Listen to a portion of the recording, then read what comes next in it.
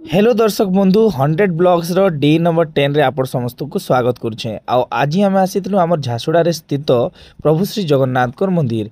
मुई जिते बेले दर्शन करवा लगे गली मुड़िया मारली जना पड़ला कि भगवान मूर्ति ही नाइन।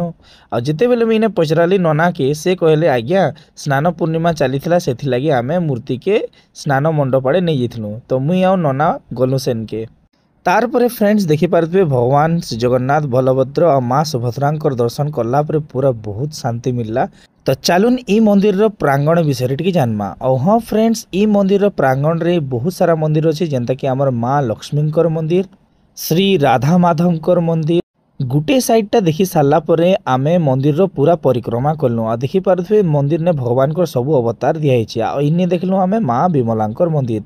तो फ्रेंड्स आमर ई मंदिरटा बहुत सुंदर अच्छे। तो लास्ट आमे बाबा भोलेनाथ रो भी दर्शन कर पारनु। तो आपण मते कमेंट करी बताउन जे ई मंदिरटा आमर झारसुड़ार केन अच्छे आ रथ यात्रा देखवा लगी आपण केन के जोसन सेटा भी मते कमेंट करूँ। जय जगन्नाथ।